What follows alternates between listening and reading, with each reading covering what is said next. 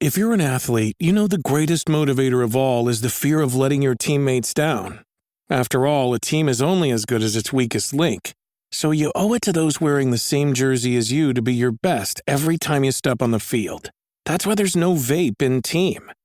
When you vape, you can expose your lungs to toxic chemicals that can damage your lungs. If you're a step behind, the team's a step behind. Brought to you by The Real Cost and the FDA. I think my question was, what would my Zelda tabletop RPG look like?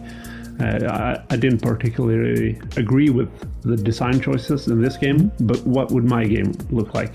And I think it was easier to answer that question just through making the game, as opposed to thinking about answering it as words. Like, it was easier to answer it as a game. The story of how Peter and Lucas found games and then found each other is wonderful. Design partnerships fascinate me. I spent time with Peter and Lucas diving into how they work together and how their ideas bounce back and forth between them and then somehow end up in a completed game. I finally get some insight from them on why Sweden produces so many gritty and dark RPGs. We have a pretty serious discussion around their Feud game. It has unique and pretty heavy themes, and understanding how it came to light might amaze you. We get into how they both have different goals with their newest game, and how they found a path that satisfies both of them. Stick around until the end as I uncover their ability to find consensus and staying aligned on goals as a team. Is this their secret? This episode is reaching you at no charge because of the support and generosity of our Third Floor Wars patrons. I want to welcome some of the newest floor heads and supporters. Dev Dragon, Robert Valdez, Christian, Derek Waite, Greg Lauer, Przemysław Riba, James Nevitt, and Steve Maroney. Okay, sit back, relax, and enjoy my time with Peter and Lucas. Do you love to unplug and play games around the table? Greetings, friends and floorheads, to Tabletop Talk from Third Floor Wars. If you love tabletop gaming, you are in the right place. Listen as Craig delivers in-depth discussions and interviews with game designers, creators, insiders, and experts. Learn from the people making and playing the role-playing, miniature, and board games you love. Howdy friends, Craig here. Today we're talking to Lucas Falk and Peter Malmberg of Bläckfisk Publishing, the makers of the Heroes of Cerulea RPG.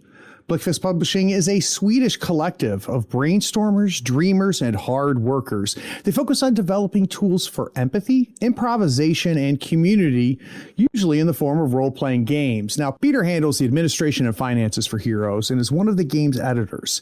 He has a master's degree in business and economics and works part-time at a cultural center for adolescents. Peter is one of the authors behind Feud, as well as the creator of Traffic Lights and the author of In Orbit and the Swedish RPG Fornsaga. Peter, welcome to the Third Floor. Thank you very much. Nice to be here.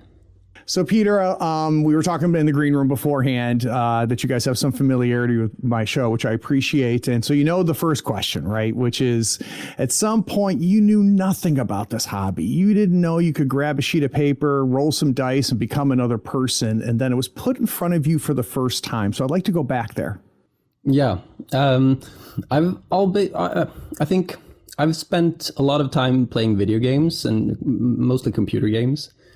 And at some point I played Neverwinter Nights, I think. And I was wondering, why does this combat take so long time? Why are they just standing there? And that's when I learned that there's a rule system behind this that it's based on, which is Dungeons and Dragons. So can we do it in person and make it slower? Yeah, exactly my thought. No, not really.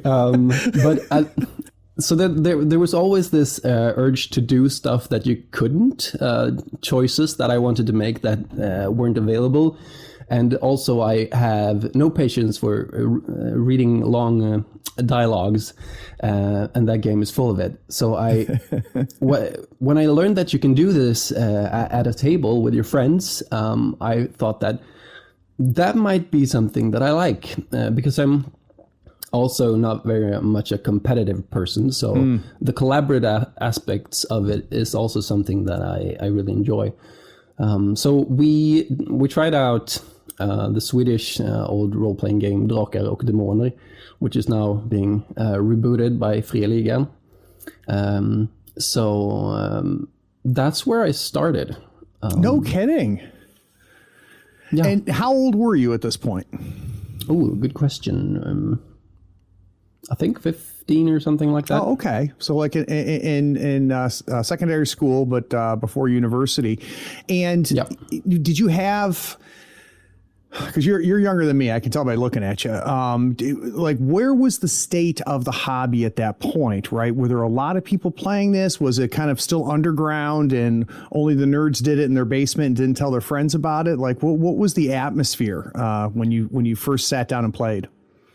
I think the hobby was much more live than I knew, because I only had my close group of friends that we tried this. So we found the game in the local game store, I think, or a computer store perhaps, and we didn't really know who else was playing it.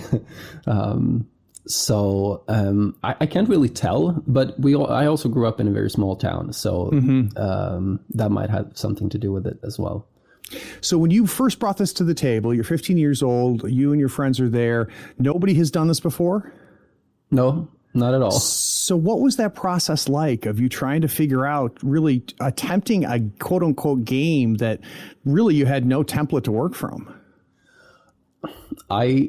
I would say that the process was very slow, and we learned by doing, and that's why I think that's pretty common in role-playing games. I mean, the whole tradition of you learn how to play by playing. Right. So I guess we didn't really play it as it was written. I don't know if we played like others played, but we found our way to do it, and it wasn't very enjoyable, all in all. Okay. As you said, combat took. We wanted these like huge fights and stuff that we saw in our minds, and it never came to the table. There was like a few small fights with a few goblins or something like that, and it took 3 hours. Yeah. Like how. We didn't get it to work. Well, and I'm not as familiar with the Swedish game, though I've done reading about it, and that it has very similar wargaming DNA in it, right? That the simulationist attempt to make combat like miniature gaming in some ways, which is really where much of the hobby was born from that. It and it does. It can make it very involved, and for some people, that's what they love, right? That's what they love about D&D and stuff. But for some of us who want to, all right, let's do Helm's Deep, right? And let's have it not take 7 months, to work through. It can be a little bit different. So what was next for you then? Because, obviously that was the beginning. What do you think was like the next big game that you came across that maybe really had a big impact on you? Well, after this, after trying out this game for a couple of years, I think we actually gave up on it, and I moved to another town to study at the university. And I don't know how many years it was between, but then at some point I went on a trip. I went to Croatia, which has very much this like medieval landscapes, and there was a flare that was lit once again. Like, what if I could get this to work? And so I went to my old my group of friends and found the old books that we used, and I started reading it, and then I thought, this still isn't good enough. So instead of doing the reasonable thing, trying to find what else is out there, because this was 2014. Yeah. So a lot had happened. There were many games out there that I would have maybe started playing instead that I would have liked, but instead of doing that, I started making my own game.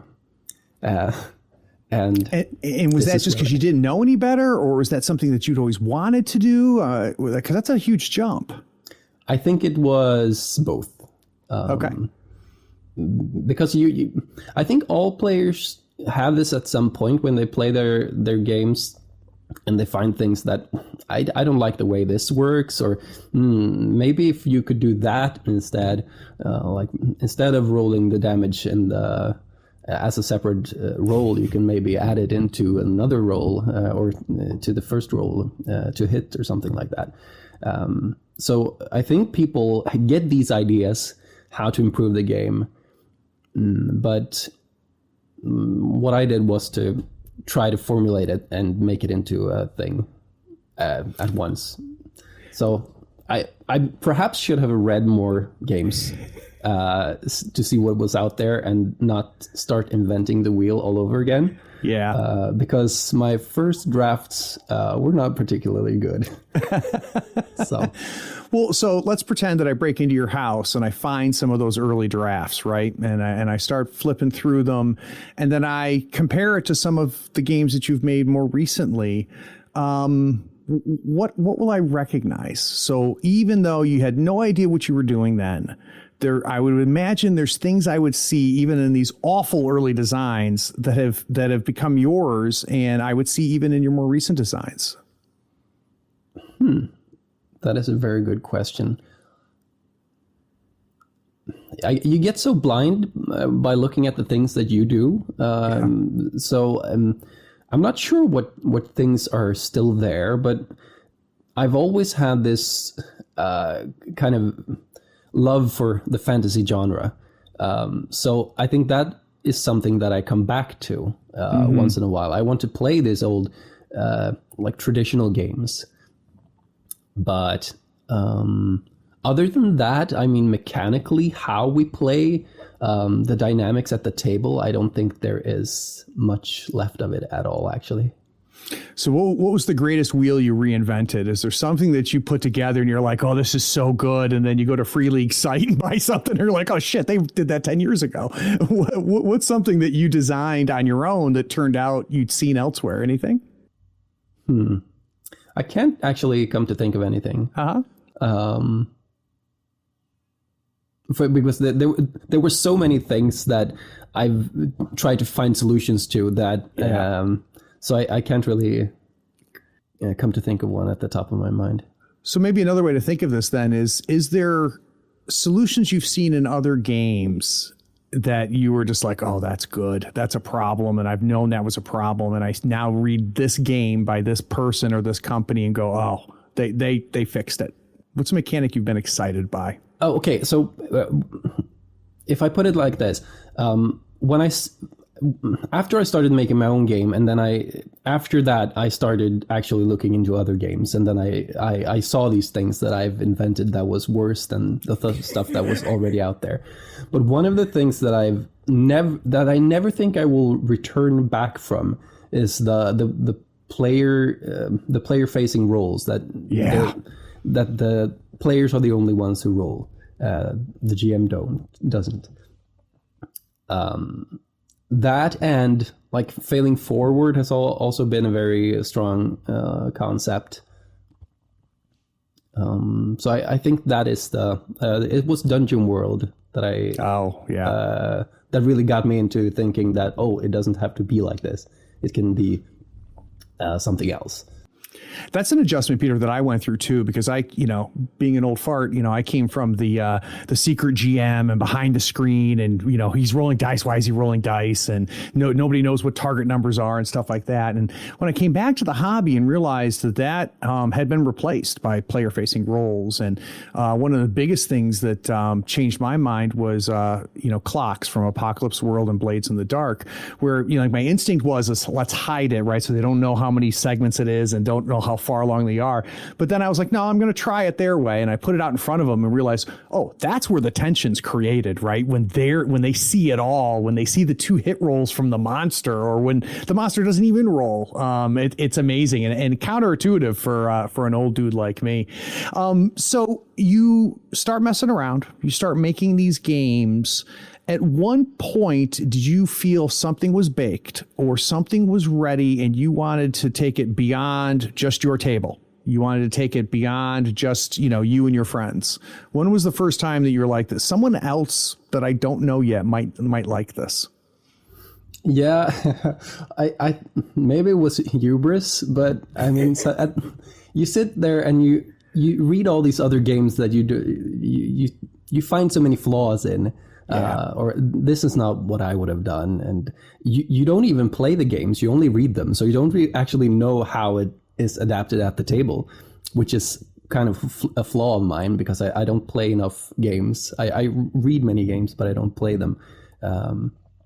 So you have an idea of how things work, but then at the table they might not work in that way that you've pictured.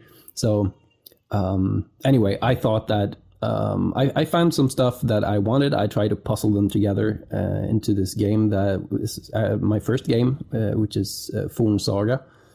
So it's a kind of a Norse Viking inspired game, pretty traditional all in all, but with a lot of small like indie influences that I wouldn't call it my fantasy heartbreaker, but it was my fantasy heartbreaker for a while. And then when I got these indie influences and added them to it, I think it became something else that actually is worthy of calling a game. But I think that was it took me 3 years, I think, to get that together into a playable thing. When you start making games, you don't have like this whole community of other gamers or designers that you can talk to. So there wasn't many people who looked at it. And that is perhaps the biggest flaw you can make, I think, as a designer, not having enough people look at it. Because you, as I said before, you get blind. You think this is the absolute best way to go. And then it's just because you haven't seen the other options.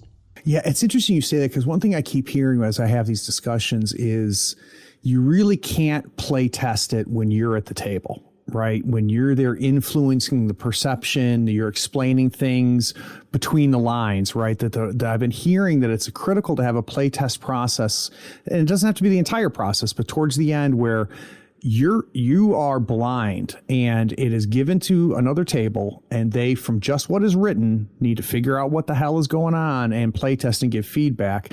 And have you found that since that type of play testing is valuable, or do you think it's more valuable, when you're there and participating in it? No, I think it's, as you said, towards the end of the process, you need to have others look at it. At the beginning, I don't think it's that valuable, because just getting something together is the focus there. Yeah. But what we've found with our games in the company is that people don't read the rules as closely as you expect them to, no matter how tiny a game it is.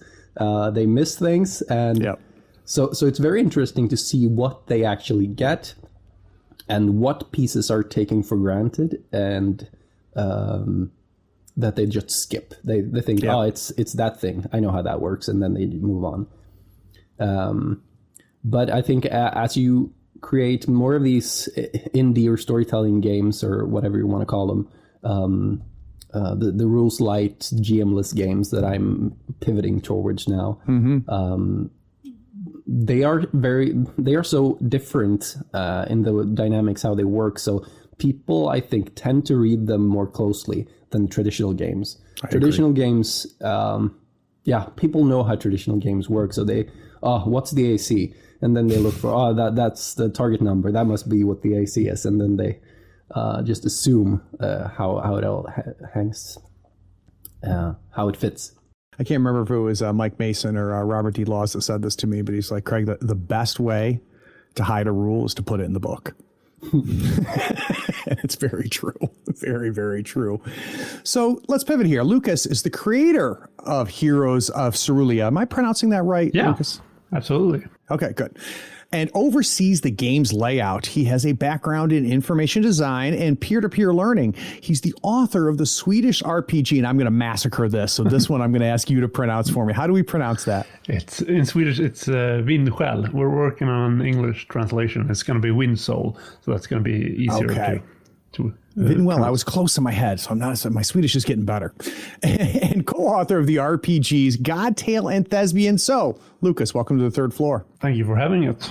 So, same question that we gave Peter, right? I really would love to get a sense of when you first were exposed to this hobby.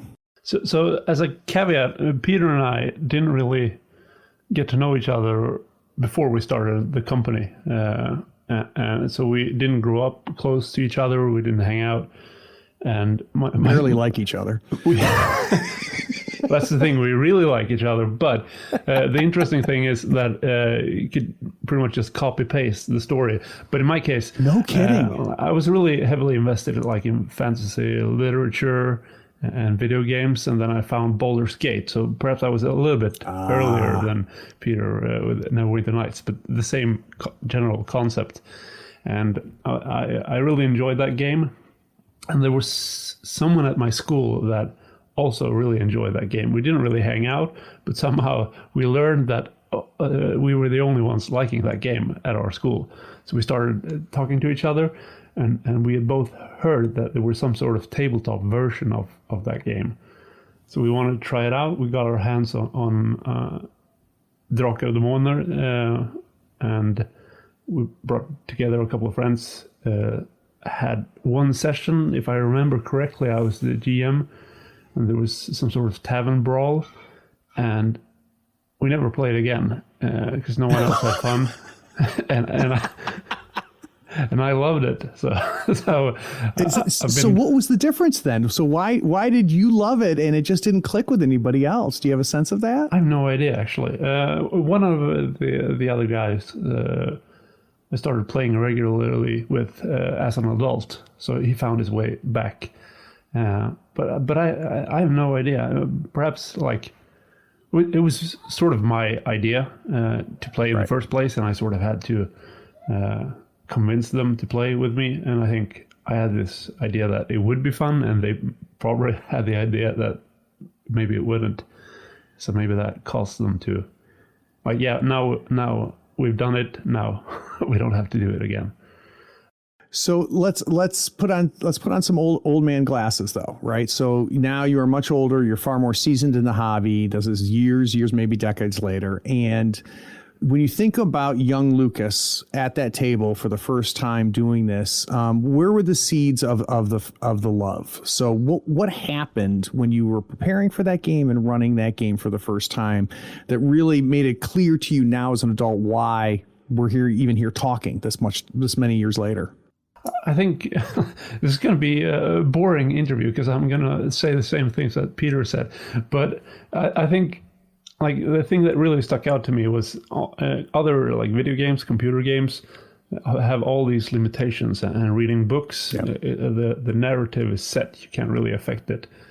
And it was just the creative freedom of interacting with the story and manipulating events, and you could actually do whatever you could think of as long as the roles allowed it. But the sort of limitless collaborative effort of creating stories together with other people instead of being forced down a certain set of choices was really appealing to me. Can I just add something? I think that maybe the appeal that you stuck onto was of being a GM. I mean, you as a GM, you can really feel that creative freedom. Yeah. But as a player, you don't always do that. Sometimes you feel railroaded even though you aren't. But as a GM, it's like very clear. I've planned this and then they did the other thing that I haven't planned. So I think that might be because I was also a GM at the beginning. And I think that has its own appeal. Yeah. I agree. I mean, you know what's behind that closed door, right? That they never opened. Right. Yeah, it could be a good analysis of things. I think as an adult, I really, like, for the longest time, I really preferred being a player rather than a GM. But yeah. Why is that? I don't know. I think I like the focus of just embodying one character and being the person who does all the weird, like who makes all the weird choices and do the cool stuff rather than the one who orchestrates everything. So that's interesting to me too, Lucas, because that's uncommon, right? For a lot of the designers I talk to, they are forever GMs. So I'd be interested, do you think your player inclinations impact how you make games? Do you think you bring a more player focus to your designs? That's really hard to say. It's a really good question. I think, like, as a designer, you usually bring the designer perspective to games rather than the player or the GM. But I think I've been really blessed with, I have a regular gaming group that have been really helpful in playtesting all my games and really supportive. So they've also GM'd the games for me, and we've taken turns doing that. And I think that's helped a lot because like when you only get the designer perspective or you're only getting the GM perspective, I think that might hamper how you actually experience the game, and you might make design choices that aren't necessarily fun for the players. Yeah. So I've had a few Swedish creators on the show. It's amazing some of the level of quality and creativity coming out of your country right now, and really for us in the U.S. who are a bunch of idiots, we didn't fully understand the rich history of not only role playing in Sweden, but really the rich history of fantasy fiction that has been present there. And, I look at Heroes, which we're going to do a whole segment on, and there is a certain playfulness, I think, in the design and in the aesthetic, and a certain lightness that comes from it, which is really cool. But I have to say, and again, this is from a dummy American with limited perspective, it seems very different than what other stuff coming out of Sweden is. I have a perception of a certain Morkborg, Forbidden Lands, like grittiness and darkness that is very common from the designs in your country. So I've got a two-part question for both of you. One, what the hell happened to you guys as a people that causes so much, like, Jesus, like I read Morkborg and I'm like, are they okay over there? Like, do we need to like check in on them? So let's start there. Like, why do you have a sense that maybe, why would I have that perception of that that style that seems to be coming out of Sweden, in the last decade or so? Peter, do you have a sense of where I might have that feeling? Is it just what I've been exposed to, or is there some truth behind it? No, I definitely think that's true. I think there's like a sense of cool, a cool factor to it, that it's cool to do these things. Right. But as you ask that question, what happened to our people? I mean, it's a joke, but go ahead. Yeah, but maybe it has something to do with that, because really, Sweden has been unaffected by both world wars, right? And so, or unaffected is quite kind of a stretch, but we haven't been directly in war. Less affected than many other. Less affected, definitely. So maybe it is that we haven't had had this kind of history, so we wanted to explore it in some other fashion. You hear about war, and then you want to, in the same way as kids play play these like war games. They shoot each other with guns, bang bang, you're dead, and stuff like that. It's a way of exploring things that that's not part of your life, perhaps. Oh, I think that's interesting. What are your thoughts, Lucas? But I think that's a really insightful analysis, and I also like music-wise, there's a lot of like black metal from the Nordic countries, and I think that's probably integrated in some sense. But I also feel like taking Malmberg, for example, is a really dark and grim game, but I think both the authors, they have a distance to that darkness. Like they think of it as entertaining and fun and sort of comedic and like self-deprecating in a lot of ways. So it's almost like more black humor than just black black view of life, I think. So that's there is a sense of humor in that book. I agree, and it but without making light of it, right? It's a very interesting balance that they put in there. So that leads to the second part of the question: why didn't you guys do that? So was that a conscious choice with Heroes to say, let's lighten things up a little bit, or is it just what you made? Yeah, just wait until you see our previous game, the hard to pronounce one, Vindskjäl. It's a really colorful, optimistic fantasy game. So I think it started out with that game as like a response to all the grimdark games. And in Sweden, a lot of people had called it like an anti-grimdark thing. And I don't really have anything against like the grimdark and the harsh settings, but I just felt like there were so many of them, wanted to do something a bit different. And also, I think like in a lot of ways, playing Malmberg is sort of like it's a fun experience as well. It's comedic and it's lighthearted, and I don't think there's that big a difference. Only that my latest two games are sort of more. It's not implied lightness. It's obvious lightness. So perhaps explicit. Yeah. Perhaps I'm a bit more dumb and unrefined than other Swedish creators. We got to up your edgelord game, Lucas. You guys aren't as cool as you could be.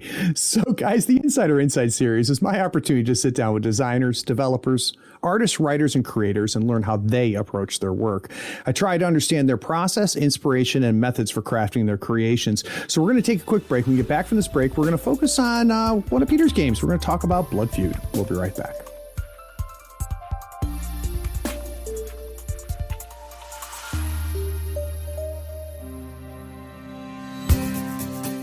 Gadzooks Gaming is one of our favorite places online to get your gaming goodies. Terrain, base inserts, miniature games like Marvel Crisis Protocol and Malifaux, jewelry, and even hand-carved wands. RPG books for Call of Cthulhu and Dungeons & Dragons, accessories and models to make your RPG session next level. They are veteran-owned and operated and help support us. So go to gadzooksgaming.com and check out all of their gaming gold. Be sure to tell them Craig from the third floor sent you. That's gadzooksgaming.com.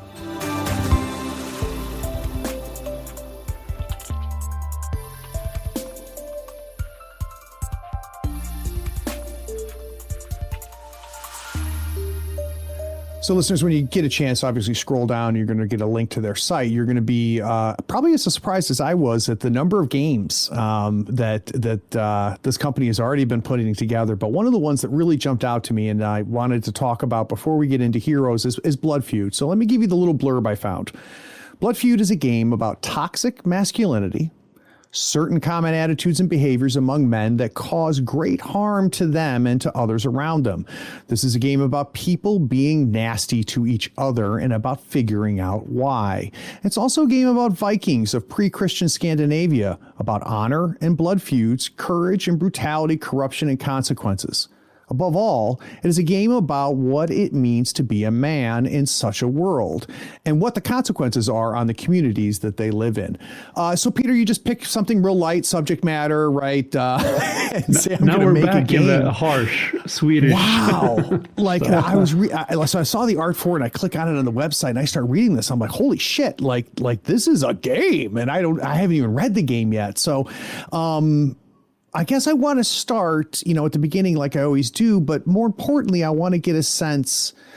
Did you walk into Blood Feud saying there are things I want to work on and expose and become part of this, and then Blood Feud came? Or did you start working on Blood Feud and these themes and heavy subjects, did they emerge from it? So what was the chicken? What was the egg? It was, for me, this process was very. It started with.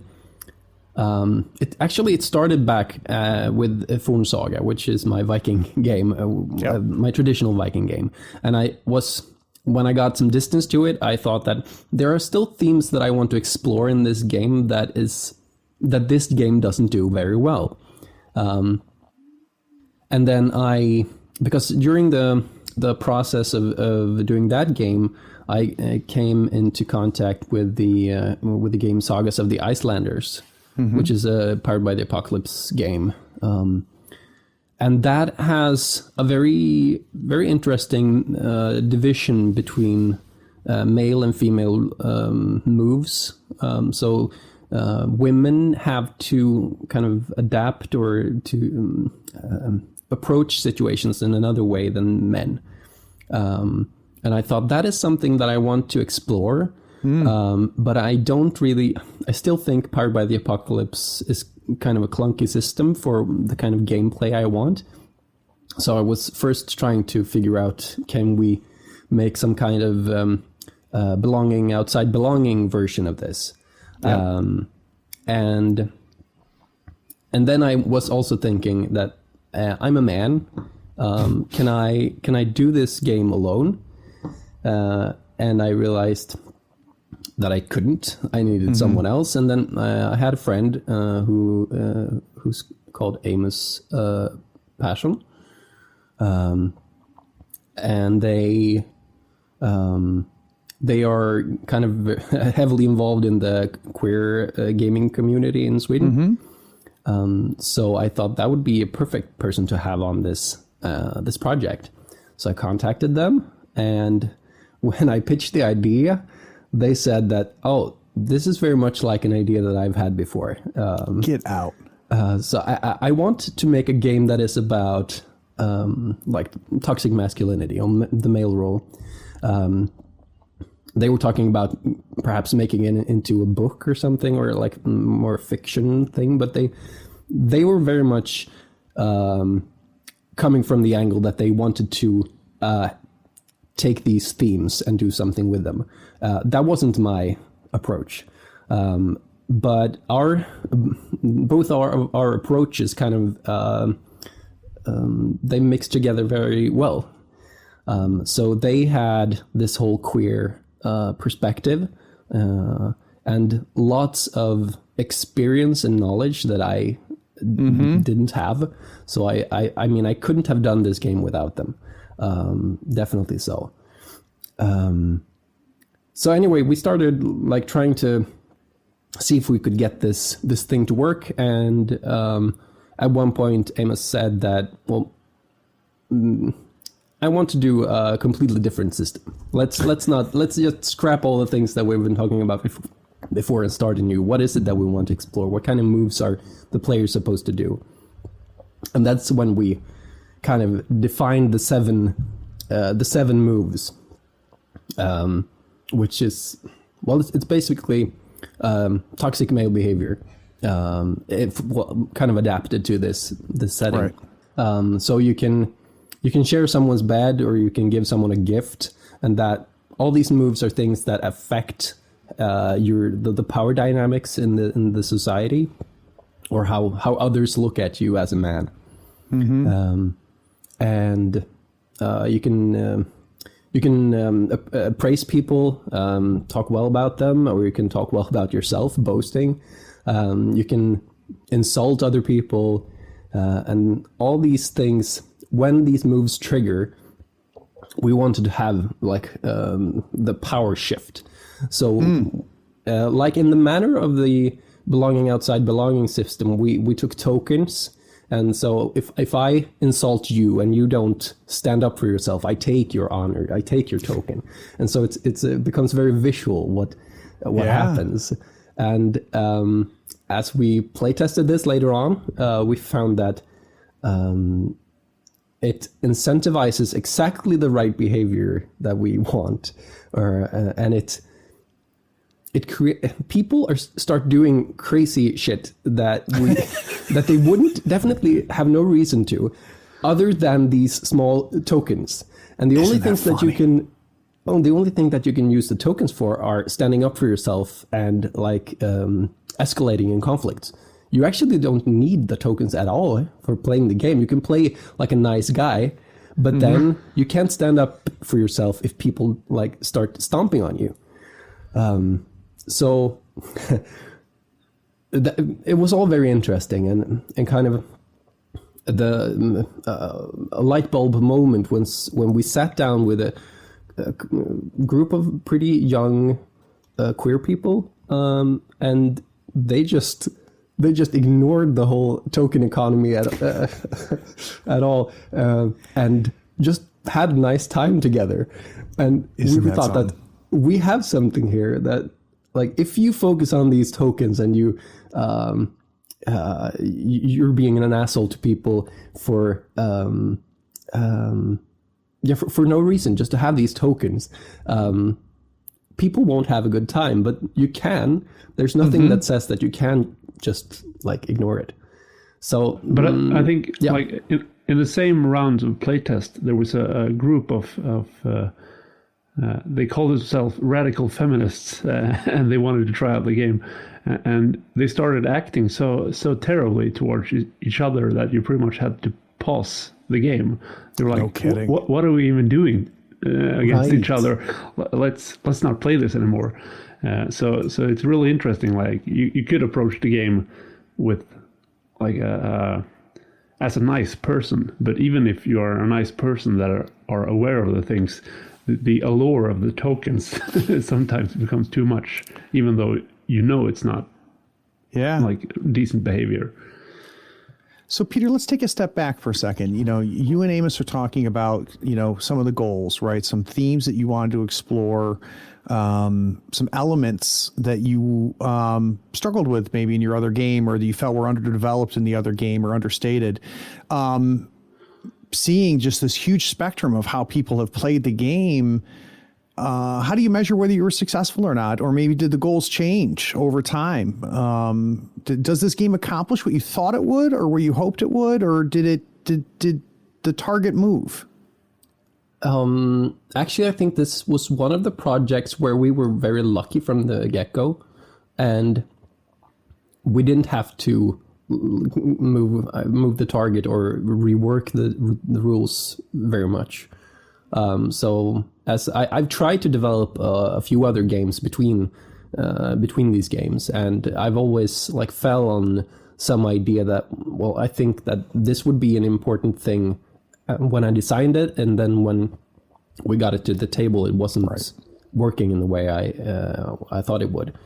So in that way, I think this project was very lucky in that respect. But what we did.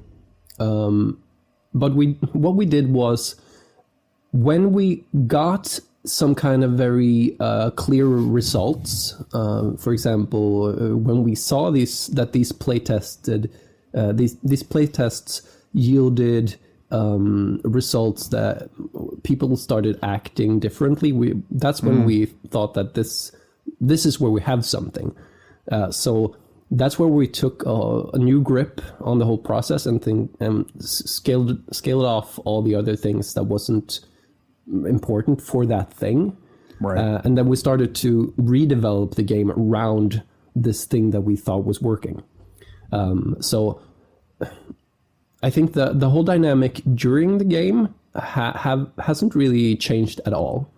Amos they said something at the very beginning, which was like the best thing of this game, or the most effect for least words in this game, and that is that when you write down the other players in your little list of relationships, you mark if you look up to them or look down upon them. And that was genius, because that immediately it creates dynamics. I mean, what does it mean that I look up to you and you look up to me? That is a nice relationship. Good. What if I look up to you and you look down upon me? And that creates some kind of authoritarian relationship. But you both looking down on each other creates a whole new dynamic too, right? Exactly. Yeah. So that was a very easy thing. Yeah. I think like you were talking about putting the clocks and everything within view for everyone, right, and that creating a certain kind of tension. And I think it's the same thing with this. Like everyone knows that this person is looking down on this and you are looking up to me, and that also really affects the way you play. Because if someone is looking down on you, you sort of want to stick it to them somehow, because you don't want to feel oppressed. And if that was hidden, it wouldn't have the same effect. Yeah, that's a great point. So Peter, let's pretend I get my copy of Blood Feud. I bring it to the table. You are nowhere to be found, right? So you're not there to say, "Whoa, guys, no," or you're missing the point or anything. And after a couple sessions, I ring you up and I say, "So Peter, I've got some feedback. What are things that I could say to you that makes you know you were successful? What would you like to hear back from us to really go, you know what, damn it, I think we did it"? Yeah, the easy answers to that question is like we had a good debrief, because that was something that we discussed very much. I mean, apart from how the game dynamics works during play, we had a lot of struggle with the setup to make it kind of short, because it was taking forever. But then we were also thinking about, what do we need to do after? Because we have these heavy themes. How do we make sure that people reflect? Or because often people have they realize things during play, but we wanted to like really bring that out, because that was the point of the game, that people should they should experience toxic masculinity from the viewpoint of the performers, the men, and like reflect on that. And so after each play test, I think that each debrief, we were working on different questions to ask during the debrief. So that took some time, but we always had a debrief, more or less, where we talked about the game and our experiences. And afterwards, we said, okay, now we've had 4 men sitting around a table having half an hour of talk about toxic masculinity. How often does that happen? Right. In other spaces. Yeah. So that's when we felt like this is something that accomplishes something. Yeah. Yeah. And just for the fact that you've now created, I would imagine, a somewhat safe place to have that discussion that's a lot less threatening, right? So I can talk about the toxic masculinity of my character or your character, which is a lot different than me talking about your toxic masculinity, Peter, or feeling mine is being intruded on, right? And I'm being threatened in some way. I could see that could be very powerful.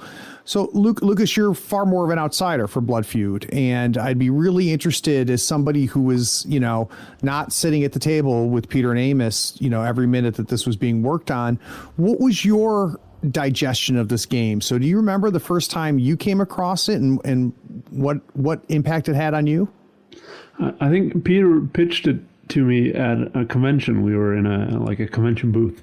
And he was like, yeah, I have this idea and I've been talking to one of my friends about it, and he explained it, and you sort of get tokens for acting toxic towards other people. And I was like, that sounds like a really bad idea. Why would you encourage that sort of behavior? You should get penalties if you act badly or something. And he was like, no, the idea is that we're going to enforce this behavior, or rather encourage people to act badly. And then I started thinking about it, and I was like, yeah, it seems like a moral sermon or something, like some sort of, it doesn't sound like a fun game, like just experiencing toxic masculinity and yeah, I mean, it's good. It's a discussion that we need to have, but is it a fun game? And then we tried it, and like one of my main takeaways was that it's not really. I mean, one of the aspects of the game is creating a narrative about toxic masculinity and reflecting on that. But what I felt like validated the game as a game was that the stories it created were really great. Like really dramatic and full of tension and interesting choices and really like they capture the old Icelandic sagas in a game, like a rule set that emulated and encouraged those types of stories. That's a big deal. So I think that was important to me as a publisher, at least, for it not to be like a sermon, for it to be a fun game. And that's another thing. Like while playing it, it's a fun experience because people act in really toxic ways, and you sort of laugh at it. Like, as you were saying, it's not the people being toxic, it's the characters.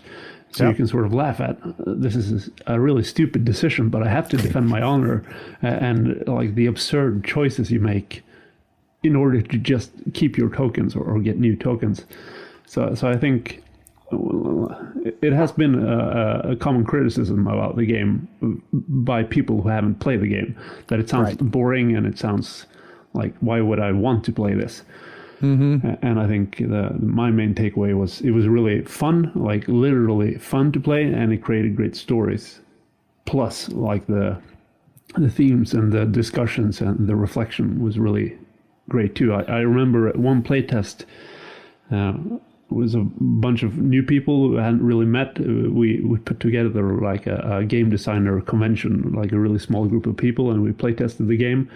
And then after the session was done, we went out and had food, and everyone was like, "Oh, now you did something that I would get honor from." Like someone pulled out a chair from someone else. Oh, that's typically like beta behavior, and now I'm gaining honor from you. And like someone praised someone, and like, "Oh, now you're praising me." Like so now I get honor. Something? So that was really exciting to me as well. Like it really made people view their everyday actions in a different light as well.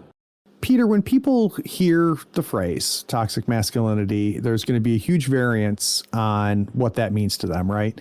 And really, in the context of this game, the only viewpoint of what that phrase means is really yours and Amos's. So before we close out and talk about Blood Feud, let's make sure that we level set with everybody. When you and Amos talk about and design around toxic masculinity, what exactly does that mean for the two of you? Well, we try to like put it very much front and center. It's like the part that you read from the homepage. I mean, we define it for ourselves as these behaviors that cause great harm to both the men and those around them. But an interesting part of it is that this is like half the part of toxic masculinity. Since Amos knows so much about this, and I only try to like say what he has or they has there. I only try to say what they have taught me. But like what we are exploring in Blood Feud is kind of the warrior king concept, like the big badass or the strong warrior. And there is a whole other side to toxic masculinity that the game doesn't really explore at all. I mean, that is the philosopher king, which is kind of the knowledgeable person who knows everything and kind of gets power from that position. So we have been thinking about it would be fun to make a game about that aspect as well, but we haven't gotten around to it. You gotta call a mansplainer.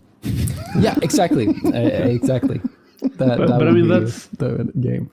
Yeah, that's the thing. We got a lot of comments while we were kickstarting the game and about the game.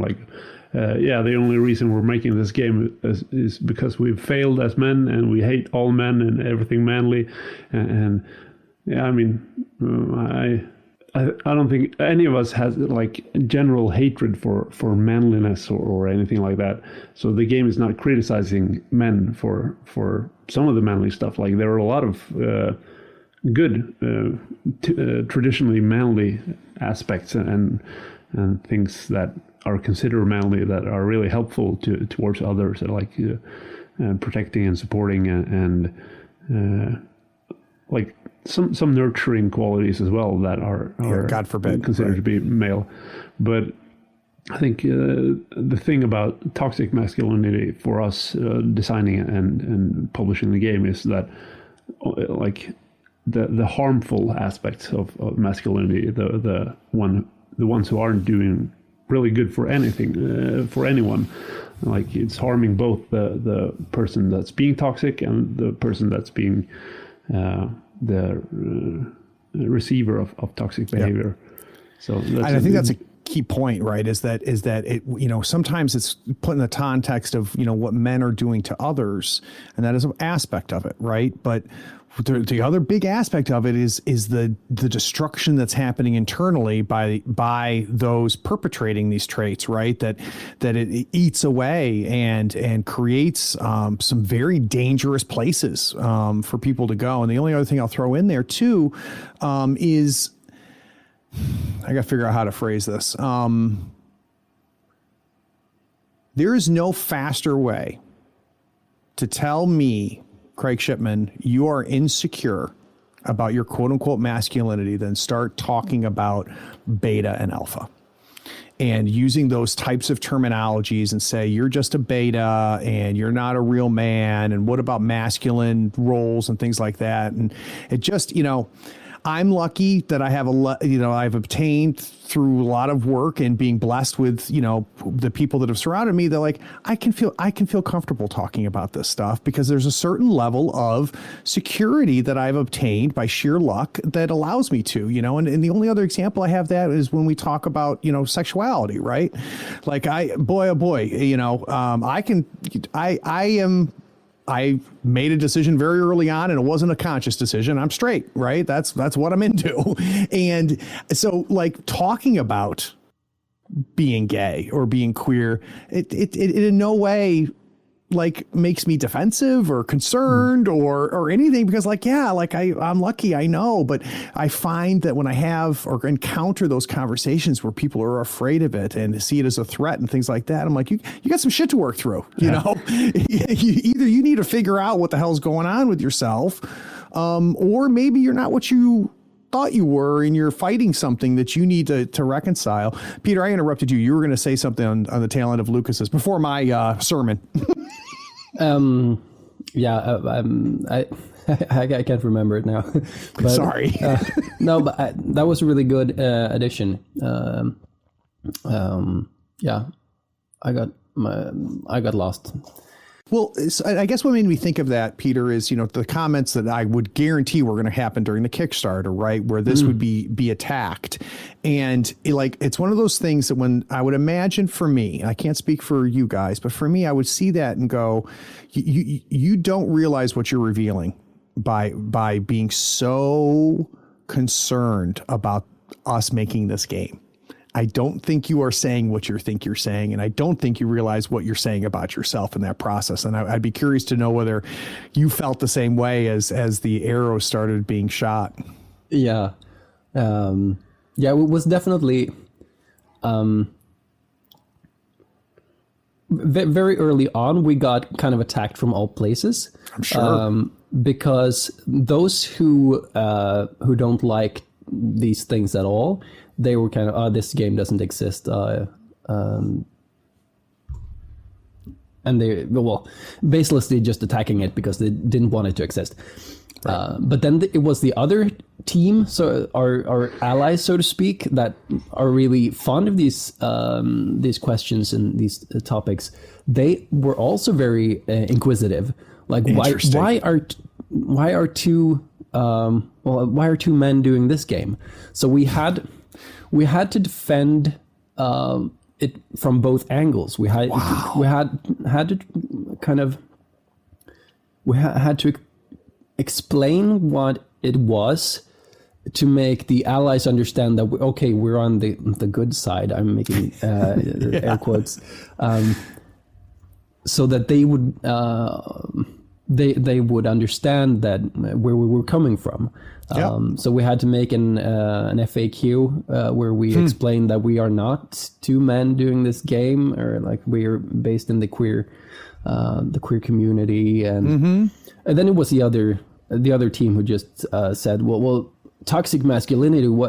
Masculinity isn't toxic. So we tried our best, I think, to kind of like to answer those questions like it was real questions, like that they wanted an answer, and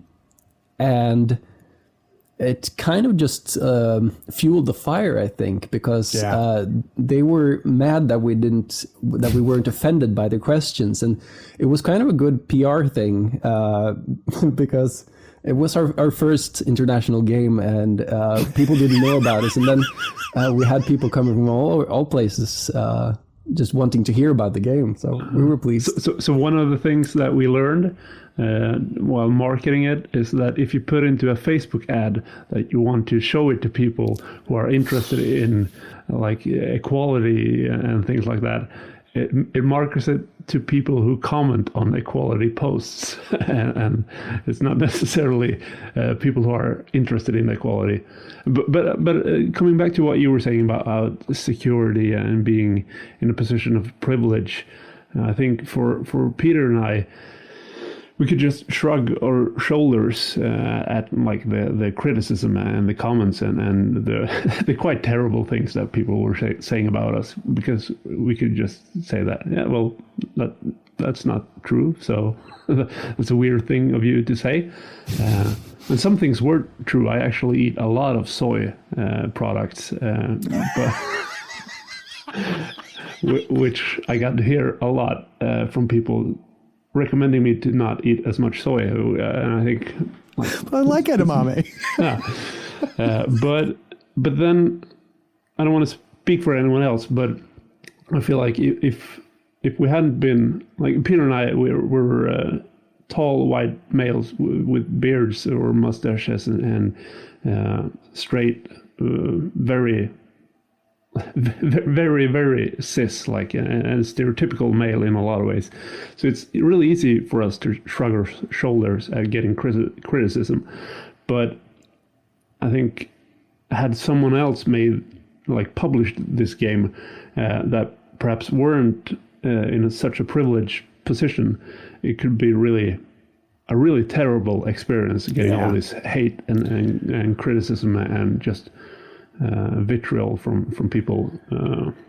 So I think that was like a responsibility we talked about and we wanted to take on, like sort of shielding other creators from that hate and just shrugging our shoulders towards receiving it ourselves.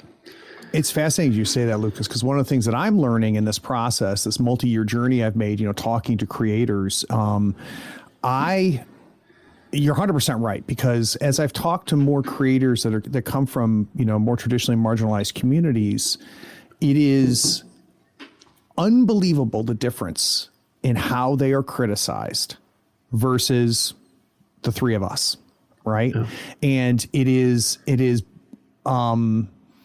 it's incumbent, I think, on everybody, not just us cis white dudes, to say, just because my experience is this doesn't mean this is the experience of everybody.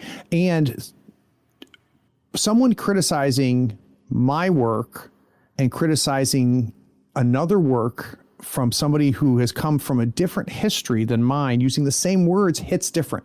It punches different and it feels different. So I think that's very, very profound, and really one of my biggest learnings as I've talked to more and more people, because quite frankly, cis white dudes designing RPGs is not a new thing. It's been a thing for a while, but that's changing and it's exciting, and it informs us. As players and as GMs and as creators. So holy cow, we just put together a hell of a segment there. We covered some serious distance. So I think we might want to lighten things up a little bit. So guys, let's take a quick break and let's come back and let's talk about their active Kickstarter. When this drops, this Kickstarter is still live, but we'll talk about opportunities about this Kickstarter. If you're a little bit behind on episodes, we're going to talk about Heroes. We'll be right back.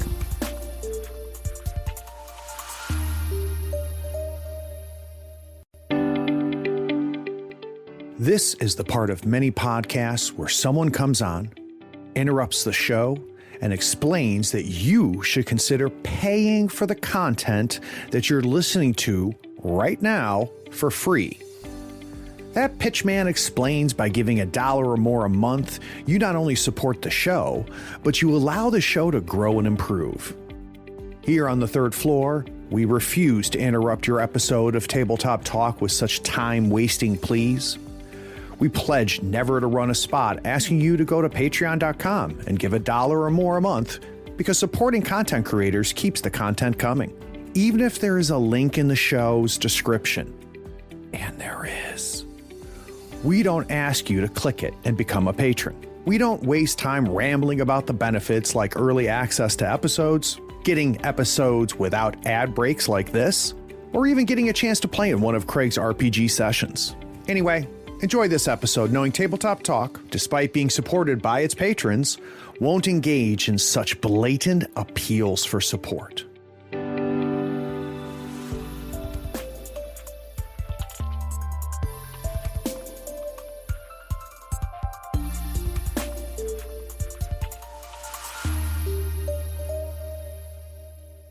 So these gentlemen reached out to me, in conjunction. One, they said very kind things about the show, which is the fastest way to get on the show, by the way. but they mentioned that their Kickstarter was, and I'll be, in full disclosure, I'm very lucky. I have a good number of designers that reach out to me, which I consider myself very blessed for. And not all of them come on the show. There's an evaluation process where I want to look at the work and make some decisions here. That's what hooked me right from the beginning. So I want to read the blurb so everybody can get a sense of this. But I gotta be honest with you, you need to go down and click on it too, because it's the visual aesthetic that goes with this that kind of pieces it all together. So Heroes of Cerulea. The world is locked in a perpetual cycle of conflict between good and evil. The Guardian and the Paragon bravely defend the world against the Shadow King and his horde of monsters. All three have been reborn numerous times throughout history. Now, the Shadow King has returned once more, but the Guardian and the Paragon are still nowhere to be seen. New heroes must come to Cerulea's aid. And that is I take my video game box, I turn it over and I read it, or I've got my little intro video at the beginning of Zelda or something like that. It really invokes that feel, both, thematically and the simplicity of it all. And again, for those of you that have not followed instructions yet and gone to look at the visuals, you see the pixel art, right? The very, very, deliberate choice that the game looks as well as it feels. So I want to take a quick step back to talk about something we haven't touched on yet. And I want to talk about the day the two of you come together, right? So you don't know who Peter is, you don't know who Lucas is. And then where did you guys first brush up against each other? We both had tabletop discussion podcasts in Swedish. And there was a Discord founded for Swedish tabletop podcasters. Isn't that something? And we joined it, and for some reason there was a channel called RPG Design or something, and we started chatting in there, and we started helping each other out with creating games and making design, giving feedback on each other's games, and after a while we were Okay, so soon we're going to go to conventions and we're going to start doing Kickstarters and everything. And I have a background in layout work and graphics, and Peter has a background like in business. And so either we could like teach each other those things, and then we could go to our separate booths at the conventions. We could sell our separate stuff. We could do our separate business plans and everything like that. Yep. Or we could just join forces and hopefully create something better in the end through helping each other. So that's pretty much how it ended up. I think we met at a convention, perhaps even played a game together. Yeah, but I think we released a game before we met each other for a second time. So isn't that something? Pretty much, we live in different parts of Sweden, so we're running the entire company on Discord and Google Drive, pretty much. So other than just being lucky that the two of you clicked, let's be a little bit more. Let's get rid of some assumptions, like why, right? So it wasn't just sheer luck. Obviously, Peter, it took work in order to be able to partner with Lucas, things that you had to learn to do and to not do, things to say, what not to say, to make the partnership work. That's what partnerships are, right? Is you create something stronger through the two of you, but it takes concessions on both sides. How hard has been that process, or was it truly as natural as Lucas painted it to be? I see it as a pretty soft journey, actually. Really? Yeah, I think it's seldom you find someone who have the same ambitions and like the same. For me, I'm a very detail oriented. Yeah, exactly. I notice details. Well, I think that maybe comes from like the accounting and stuff like that. You have to be very, you have to put notice to the details. And then when I noticed that when I said stuff to Lucas, it could be something small, like there is something that's made bold on the web page or something. He would actually correct it, and not like just ask why is that important. Just keep it. It doesn't matter, because that for me it's like all these small flaws kind of contribute to the overall no question idea you get of the company. So that is, I think, one of the strongest things about us, that we have that level of eye for detail, and also the same ambition, the level of ambition. We want to prioritize this in the same amount, like put work into it. Yeah, I like to add to that we can both be quite harsh in our criticism of each other's work, not necessarily of each other as persons, but like we read through a game and it's like we don't really put much effort into caring for feelings on that level. Like we just cross things out and like, this is bad, rewrite it. And the other person like, yeah, okay, now that you mention it, I see that it's bad, and I'll do my best to rewrite it. Or we have a discussion about it, and then we try to care for each other, like for important things, of course. But like the creative process is made quite simple, because somehow we seem to understand that this is not a criticism of you. This is not something you've done badly. It's just something that I feel we could do better. And I think that's a really important part of the collaborative process for us. It's a huge deal, and it speaks to the level of trust you two have built between you, right? That when Lucas says this is garbage, Peter knows where you're coming from, right? That he knows that you're not coming after him, and he'll look at it and might disagree, right? And then you're ready and have the trust of Peter that you're like, look, I just read this is garbage. Peter comes back and goes, it's not garbage. And you don't just double down, right? You have a level of trust to go, he doesn't always do that. A lot of times when I say this is garbage, he just changes it. And now he's not doing that. And that's significant. But I will tell you what really stands out when I hear you two talk is the shared aligned goals.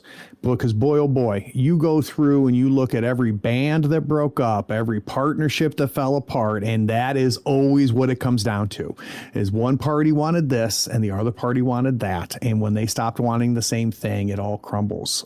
So I don't think you can overstate how significant that is. All right, that's all the warm fuzzy, kids. Let's talk about making games. Peter, where did you get a sense of where, like if I had to be an archaeologist and forensically go back and figure out like the acorn where this game came from, where do you think were the first seeds of this that ended up being Heroes? Where was the first mention or the first discussion? Or actually, Lucas has an ability to just conjure up things out of nowhere, and just having like a pretty much like completed concept from like over a weekend. Like I've been thinking about this thing, and then there's a document, and then the document is filled with stuff, and I'm like, okay, and then there's a logo, and like. So that is one of your finest qualities, I would say. You have a way of like making things into a product even before it's a product. So you kind of get a sense of what it will become, and out of that perspective, it's much easier to kind of approach it.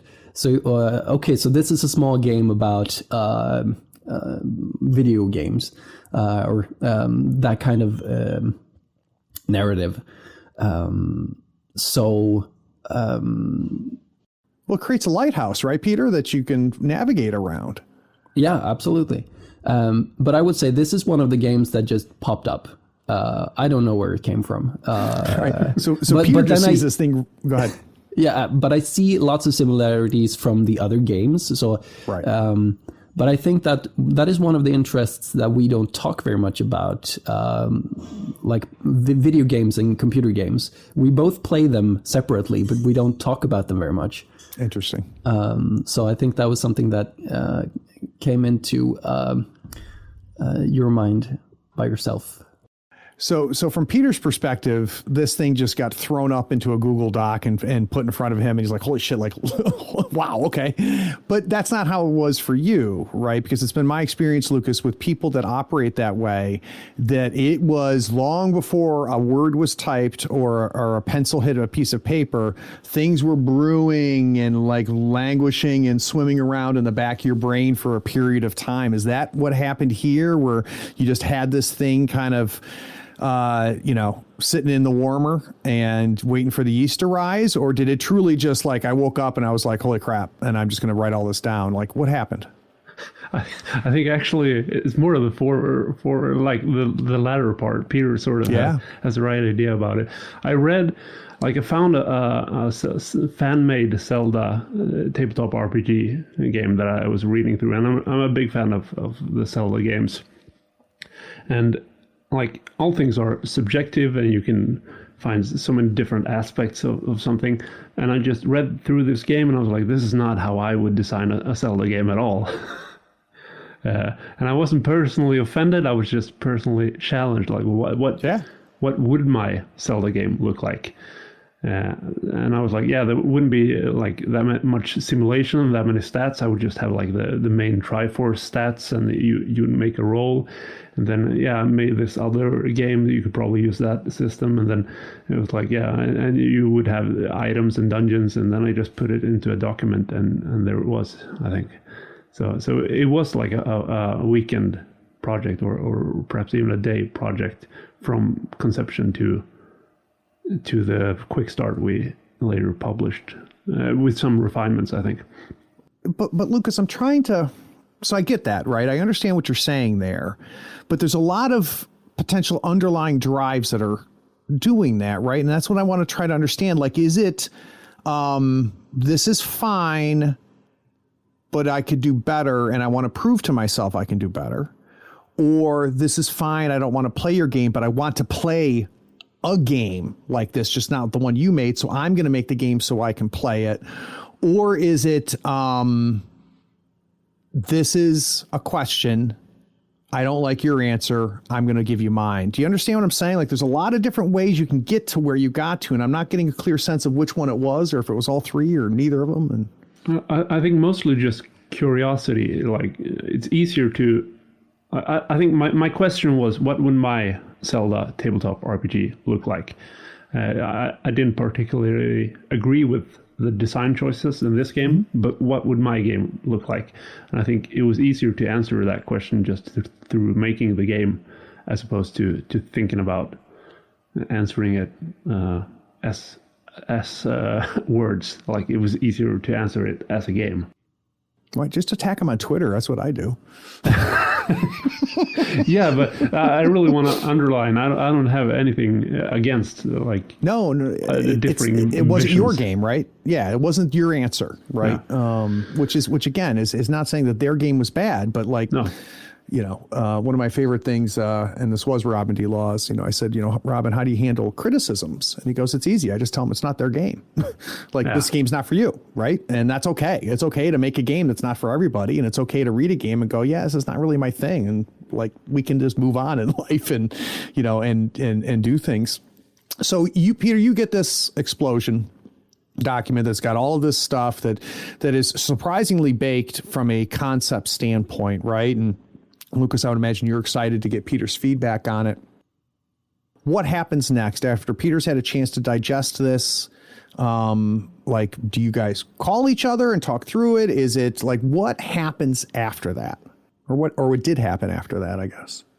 A lot of our communication goes via text, but we have like bi-weekly meetings where we discuss company-related stuff. And something that we have been discussing a lot lately is kind of less the game aspects or the game design aspects, but instead talking about marketing and how can we actually make something greater with this company, because we have been releasing a couple small games, and now like, do we really want to do this, or do we want to keep it at this level? And we both felt that it wasn't really worth like keeping it at the low level that we were before. So we were thinking like, we need to head to the international market, and like Blood Feud was the first step into that. And then we were always kind of like discussing what is our next game, because we have our separate projects brewing, and Lucas has a better ability to like finish them than I do. I have lots of several things in my back burner. Yeah. But that's the thing as well, that I think you create kind of small concepts, and then you send them out pretty quickly, which I think is also skill, like focusing on the minimum viable product. What is this product at its very core? So anyway, I was looking at this, and we were discussing like, this could be something that is both a fun project. We can make this sounds pretty bad, I guess, but I mean, we have pretty good confidence that we can do nice products, because it's just that it's a good confidence to have. Yeah. But we want many people to see them as well. Yeah. So right then, I think we both thought that this might be something that is is viable on the market. It has like a pretty wide appeal to people. People have these people have feelings. They have nostalgia for the whole computer, or the entire aesthetic. It invokes an emotion. I can tell you right now, because it did it to me. Yeah. So I think that's where we continued from. It was also a pretty quick process, wouldn't you say, Lucas? Yeah, I think like for all the games we're making, like the first step when we get a game or a game concept from the other person, we sort of look at and try to understand what is the game concept, what's this game trying to do, and we have quite different design sensibilities and preferences for games, but we try to really understand what is this particular game trying to do, and then we start questioning, is it actually doing that thing, and sort of help each other improve those aspects of it. So what did you guys decide early on Heroes was trying to do? Yeah, I think it's very focused on like capturing the essence of video games, but transporting it into tabletop role-playing games, and like getting perhaps not the best of both worlds, but some of both worlds, and like it's not trying to be an old school dungeon crawl role-playing game. It's trying to be an old school dungeon crawl video game. Right, in a role-playing context, and it's trying to evoke feelings of playing a video game, but while you're playing a role-playing game. And I think all those aspects, as we started talking about it, and a lot of things just clicked, because once we started going in that direction, we started talking about art, and it was like, yeah, we should probably have pixel graphics, because that evokes the same feeling like of old video games. And like with the book cover design, we're doing like sort of a NES cartridge inspired design, and like that also captures the essence, like the concept of the game. And I think, yeah, if you understand what a game is trying to do, it's easier to help refine that concept, as opposed to if you're trying to make every game your own personal preference, like the ultimate game for you. So this is more like an ultimate. We're trying to make the ultimate game for this concept from our point of view, I guess. So here's what's really interesting as I'm listening to this. So often we say, here's video games, and here's everything these video games don't do. So I'm going to make a tabletop game that fills those gaps, right? That takes care of those shortcomings, right? I've had that conversation so many times. How we started the podcast talking about that, right? How in your origin stories. But that's not what you just said, Lucas. What you just said is there's things that are in video games that we don't get at the tabletop. I want to try to bring those in, so talk to me about that. What are things that are exclusive to the video game role playing that we don't get at the tabletop that you try to bring to the tabletop? Yeah, I mean, I was just saying that like pixel art really, we felt it captured the essence, like the core of the concept. And in a lot of ways, it's really stupid to have pixel art in printed media. Why would you do that? You're not limited by the pixels. And in the same way, it's really stupid to try to bring video game logic into tabletop role-playing games, because why would you add those limitations? So I think it's a correct analysis. That's what we're doing here. We're trying to capture, like, using the limitations of video games and bringing that into tabletop role-playing games for the hell of it, like trying to see if it works and if it's a fun experience. And during playtesting, we sort of found out, yeah, this is pretty fun. And what we're bringing in is like the logic of the game world in a role-playing, like most tabletop role-playing games. The setting is realistic. It makes sense in a lot of ways. Like it's sort of reminiscent of our own world in most ways. Yeah. But especially classic video games, perhaps even modern video games, like certain genres of video games have their own logic. And so if you take an old Zelda game, you could find a key, and someone apparently put a key in a pot for some reason. You don't know why. And that key can open any lock inside this entire dungeon. But once you use the key disappears, and you have to find a new key to unlock the next. And it's like, it doesn't make sense at all. Yeah. And why has someone placed the key there? And why has someone placed an item that you can use? Like the boss is particularly weak against this item, and it's placed in a chest that's accessible to someone coming in from the outside. 4 doors down. And it's like, this doesn't make sense at all.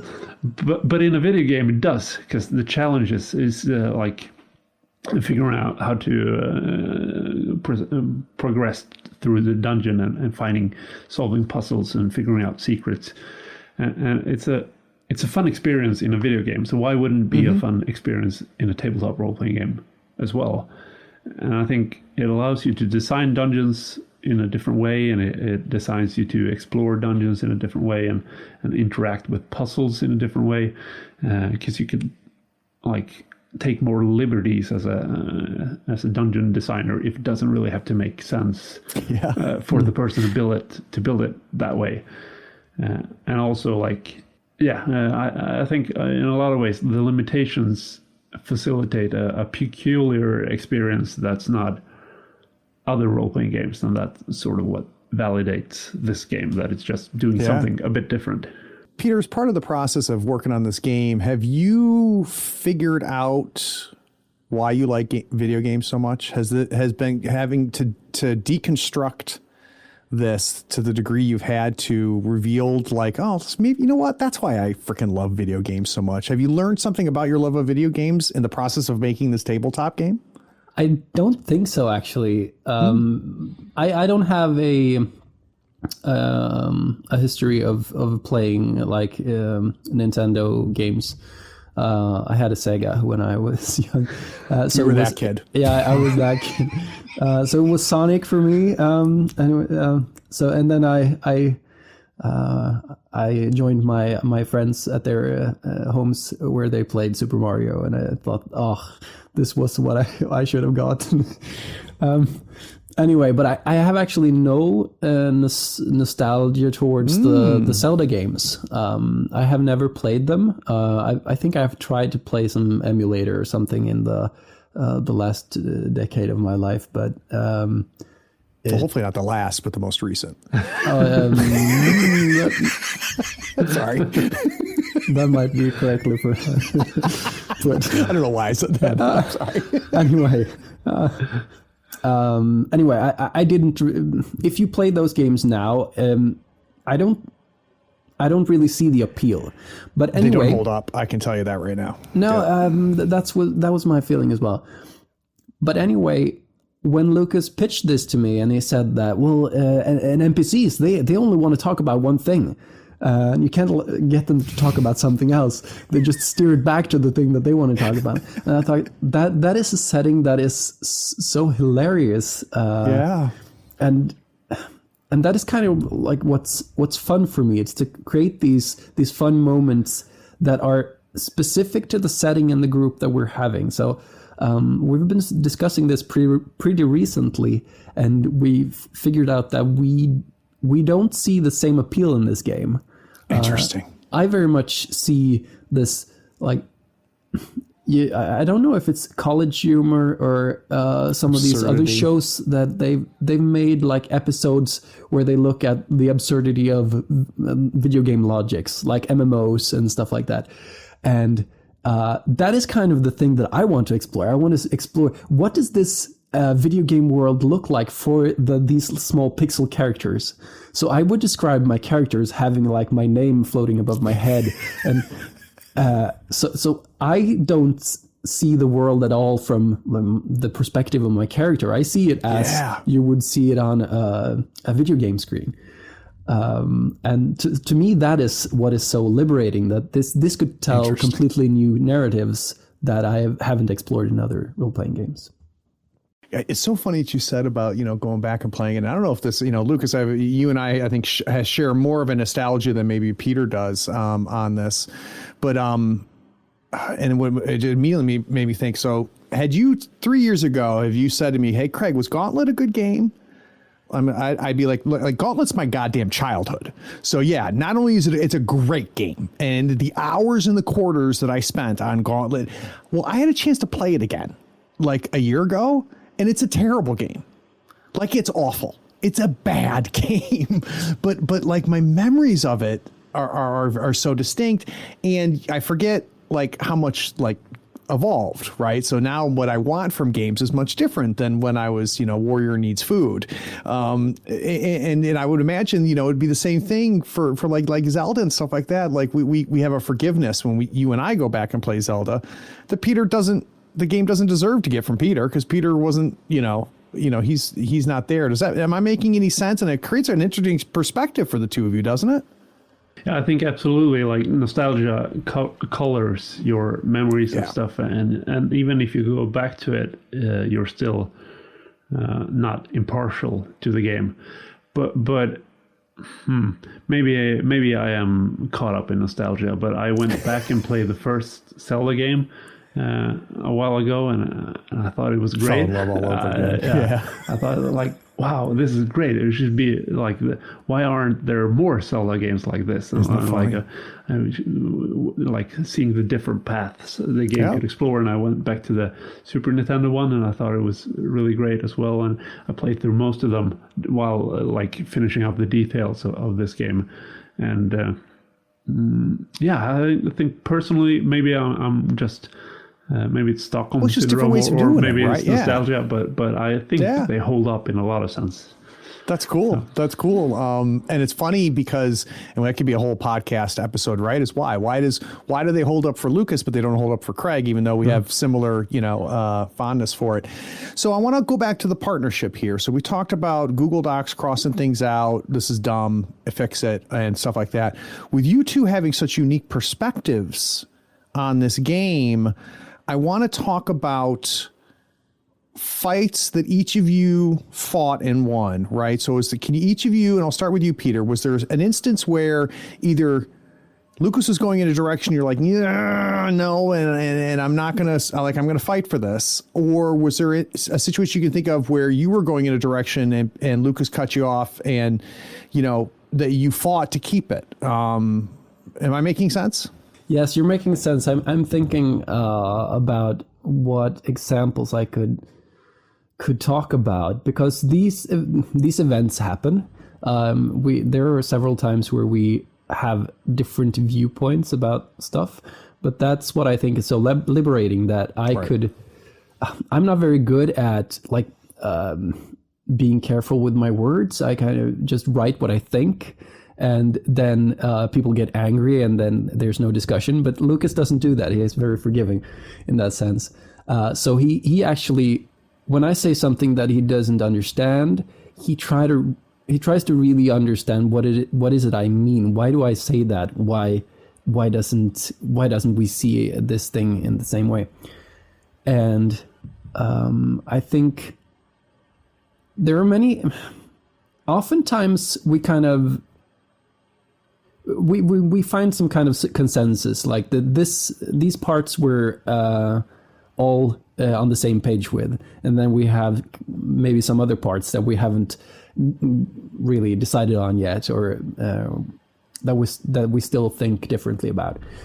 And often we revisit those things, and often Lucas has changed his mind. But I can't really remember now any practical examples when that happened. But I know we were talking about. It hasn't something to do with Heroes of Cerulea, but we were talking about giving our games out for free on PDF, or like pay what you want. That was something that I wanted pretty early on. And then we didn't really know how to get it to work. If we were running Kickstarters, then we wouldn't be able to charge for that. And so that was something that we kind of butted heads on a bit. And then we did it my way. So I'm going to phrase it slightly different. And Peter, by all means, just because I'm trying to ask the question 10 different ways doesn't mean it needs to change your answer. So like, Craig, I've answered this question. And the answer is like, shut up about it. But so I get my copy of Heroes and I slide it over to you, Peter, and I say, show me something you fought for. What in here is not Lucas? It's Peter. I don't know. I haven't read the latest drafts, and I can't really remember what kind of feedback I've given on it. I haven't looked at the text for quite a while. we're just getting into to editing it. So Yeah. I've looked at the first 2 chapters since. Do you have something? Is there anything Lucas? distinctly Peter, Lucas, that you can think of that I will find in the book? I'm trying to rack my brain, not only this game, but all our games. Like, there's been a lot of discussion and a lot of comments in the Google Docs and everything. But I'm trying to, like, I think it's a great question. And I would want to give you a like illuminating answer, but I keep getting back to like, yeah, we had this discussion about this thing, and it's never ended with, okay, you get it your way, I don't care anymore. It's always like, okay, now I understand what you're going for. That sounds good. Or I never felt strongly about this. It was just an idea that I had, but it makes sense that you would include it. And yeah, I'm having a hard time coming up with something. The two of you finding consensus could be the answer, right? Which is, it's not a matter of, Peter gets this, Lucas got that, or I fought for this and we kept it. It could be that you guys work together, and tell me if I'm wrong here because I'm not in the room, but you guys work through this until you understand it, right? Until you both can say, yeah, okay, this is good. So it may have started from Peter, it may have started from Lucas, but by the end, there's an understanding and a consensus that it no longer is just one or the other, that you both ended up in the same spot. Is that resonating at all? Yeah, I would say that's how it mostly works. I mean, if we don't, if we don't agree on something, we talk about it until we either understand that, well, we have to talk about this some other time. But as we mostly do it in text, I think it's easy to go back and look at the conversation again and trying to revisit it. And so, yeah. Yeah, that makes sense. It makes you more deliberate too, I would imagine, not just being a verbal back and forth by being in text. Yeah. I would like to underline that all my games are immensely better for having Peter go through them and giving feedback on them and criticizing my ideas. And sometimes, like, getting your ideas criticized, you learn why you made the choices you made, and you learn what ideas you really believe in, and you get the opportunity to sort of defend them in a way, or you immediately just realize, that was stupid of me. Why did I do it that way? But every time it's really evolving the game texts and the game concept and the rules and everything. So it wouldn't be anywhere near like the level of game design that I feel we've sort of reached with the games I've written, if it weren't for Peter's feedback on it. But I also think that it depends on whose game it is. I mean, I feel that since this is your game, I deliver feedback, and if there's something that you don't understand and you want to figure out what I mean with, we discuss it.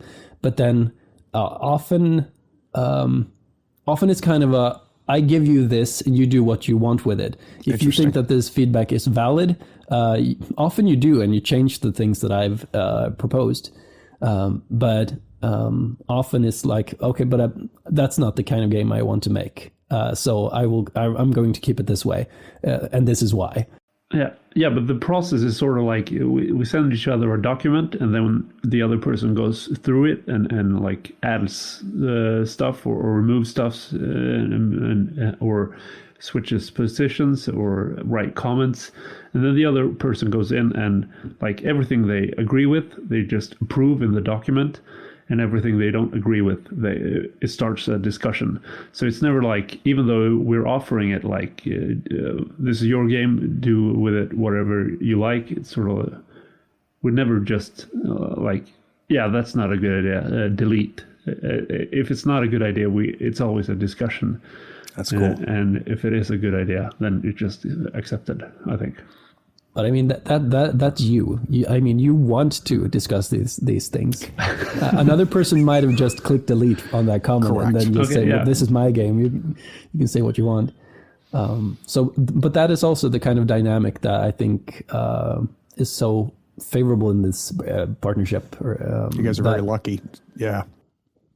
Yeah, that's something that I think a lot of people would hunger for, and I think it's something that I would imagine there's designers listening or collaborators in business or anything that say, had I been able to have that type of relationship, I would have kept that partnership going and stuff. I mean, hell, there's probably people thinking they could have saved their marriage if they could have that level of trust in the discussions. So, Peter, we're now going to transition over to what is one of my favorite segments of the show, which is talking to creators. We spend an hour or two talking about everything you make, how you make, and what you make. I want to flip it back on you because I also find it fascinating to find out what you eat. What do you consume? So recently, is there anything that really did to you what you hope your games do to somebody else? Is there a book you've read or a movie that you saw that you couldn't get out of your head, or something you binged watched or binged played either on the tabletop or with a controller in your hand? What is something someone else has made that has recently had a big impact on you? This is a good question. I think there's when you look through when you consume media or of some kind, you're inspired by some of it, and often my mind starts like playing how can I make this into a role playing game, but other things are perfect in their own sense. So I have some examples that I think I could bring up. The movie Birdman has, I've watched that several times, and it is very close to a game idea that I have had about like demons plaguing people, like talking to them and affecting their actions. And every time I watch that movie, I think, damn, this is a good movie. And I want to make a game that does this. So that's one thing that comes to think of it. Why does it resonate with you so much outside of the fact that it's potential inspiration for a game? There's something that you like about it outside of that, right? And what is that? Well, I think the dialogue is very nice. It's snappy. It captures and it feels genuine. Like you can really feel that these people are people, even though they are extremes in their own ways. And it has an aesthetic to it. I really like the Wes Anderson movies as well because they have this very special style to them. And this movie is shot, or it's shot in several shots, obviously, but it's when you see it, it's like a long gives shot. That illusion. Exactly. So it's nice to look at, and the content is interesting, and the dialogue is sweet, and then there are good actors, and it just captures everything, I think.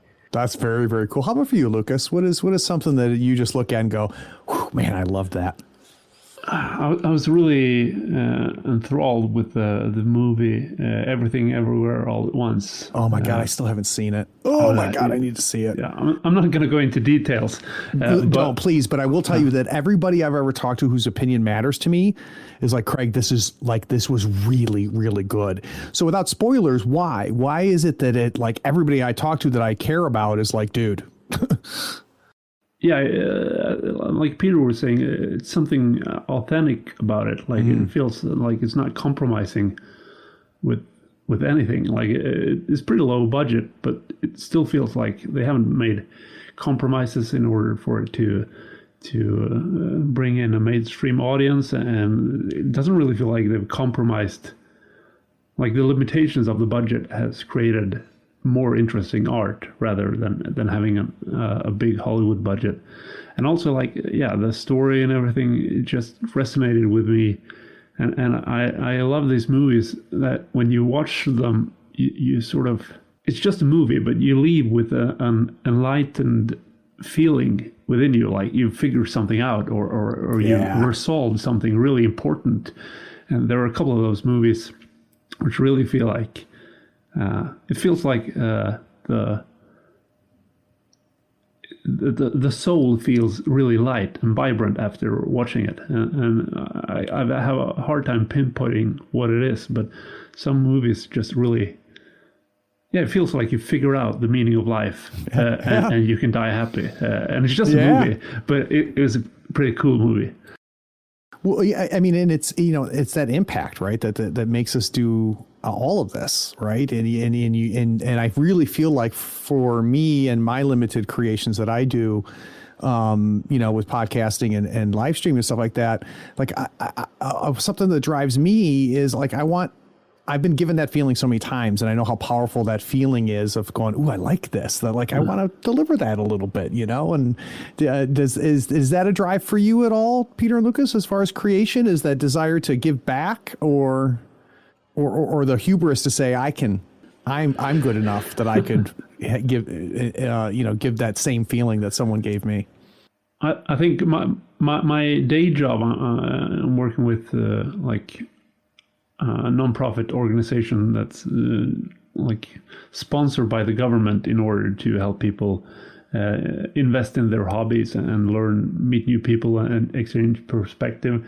And growing up, I was I think I probably got in touch with them through role-playing. Like they pretty much just let us use spaces to play role-playing games. So they bought us role-playing games and helped us get going. And we started like a local gaming club. And then I got into music, and the same organization helped us get like a rehearsal space. And they That's so cool. Helped us like arranging shows, all of that stuff. So I had a couple of years back, I was running a design company, and I felt like, yeah, this is not what I want to do anymore. And I always had the idea in the back of my mind, yeah, I want to do something like give back to, like, if I could facilitate the same stuff for other people, that really like has been formative for my entire life. That would be a cool thing. So I went into the organization office and said, I want to work here. And they said, we don't have a job for you. And then it was a couple of years. And then I found an opening, and I got invested in that. So I think that and I'm also running a martial arts school pretty much for the same reason. So I think that's my giving back part. And designing games is mainly just for me, and that's cool. An ego thing. I can do this, and now I finally have a book with like something I created, and of course there is the aspect of it too that it's really awesome when people get in touch with you and say, we played your game and we had a great experience, or with the Blood Feud game as well, seeing how it affected people thinking about stuff in their daily life. That's really great too, but I don't think that's the engine that drives my design, at least. How about for you, Peter? Is it ego, very, very Peter-centric, your creativity, or? I think, well, I create games for me, or games that I want to run. So right now I'm working on a project that is the purpose is to have them being playable by people with kids from the age of 9 and up, because that's what I do part time. I work at a cultural center where I play role-playing games with people from the age of 16 and up. So there I try to kind of push in these indie influences, try to show them there's not only D&D, there's also this. However, they always like pivot back to D&D anyway. I don't know. It's really There's a lot hard. of gravity there. Yes. Yeah. But anyway, I kind of broadened their perspectives a bit. So, and that's what I really, really enjoy, like inviting new people to explore the hobby. And also these younger kids, I usually play at libraries, and so they show up, and most of them haven't played role-playing games before. So cool. Yeah, I mean, when you see that they kind of get what the cool thing about this medium, I'm like, yeah, that's right. You got it. I know that kid because I was that kid. I've been there. Yeah, I totally get that. Gentlemen, there is so many great things to do in Sweden on a Sunday night that doesn't involve listening to me run my mouth and answer my stupid questions. So I want you guys to know how much I appreciate you coming on. I really appreciate you having us. It's like really great questions and insightful thoughts. So I appreciate it a lot. And I couldn't think of a better way to spend my Sunday evening, actually. Oh, look at you. I set you up for that perfect compliment back and you took it. I'm proud of you. I also want to say that you, the listener, you've been listening to this whole thing. This was a long episode. It was a really good episode full of a ton of meat. And I want you to know I appreciate you sticking with us. Take care.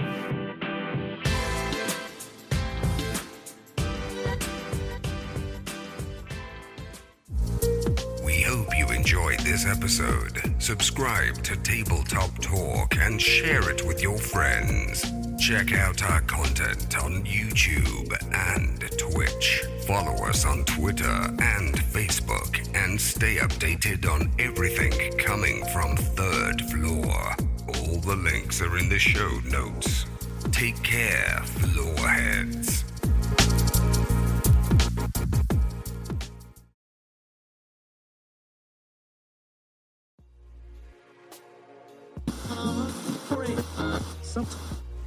Holy shit. One of the best segments ever on my show.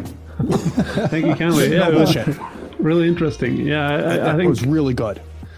Thank you. I think it always encourages some sort of reflection and discussions. Yep. And I actually did, like I work for an organization that works with peer-to-peer learning and like encouraging people to learn more about their interests and hobbies and like equaling out levels of education and things like that.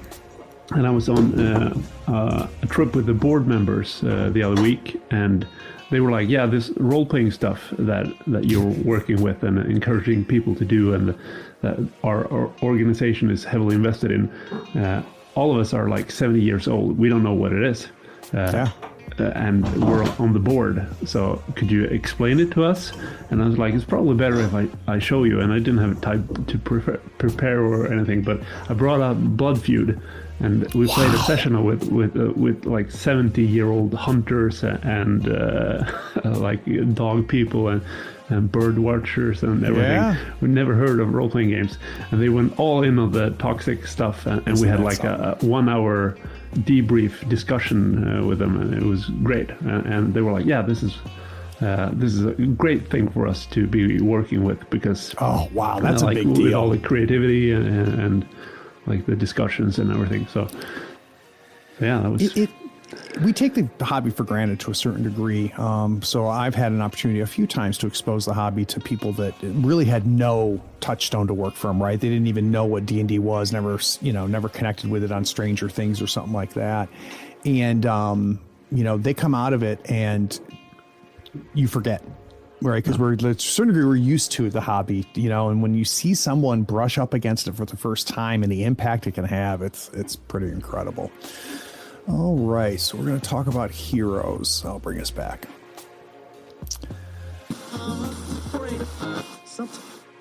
And what consequences that has... hold on a second. You guys are good at this. That was perfect. Likewise. Thank you. Perfect. Yeah, that was good. I don't know where it's funny. I was like, I've never asked somebody from Sweden about this stuff. So I appreciate you entertaining my conversation, but I've had that conversation with people, and so I've satisfied a few inquiring minds. Can I go? Do I have time to get another cup of tea? Jesus Christ, Peter. Yeah. Of course you do. I'm recovering from a cold, as you perhaps. Oh, bless you. You don't know what I sound like normally, but I'm okay. I'm still recovering right now. Take your time. Take your time. In fact, you know what I'm going to do is I'm going to go ahead and capture this recording to be safe. So go ahead. Go. Okay. We're good.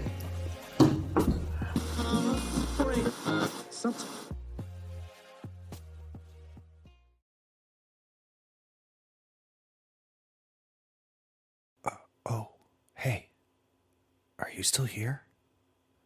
Wow. Well, the episode is over, but if you're bored, why not go to patreon.com and support the show for as little as $1 a month? Yeah, you can just scroll down and get the link. It's Patreon that makes this and all of our other content possible. Don't you want to join the other floorheads on the Patreon Discord? Anyway, thanks for sticking around. Take care. Bye.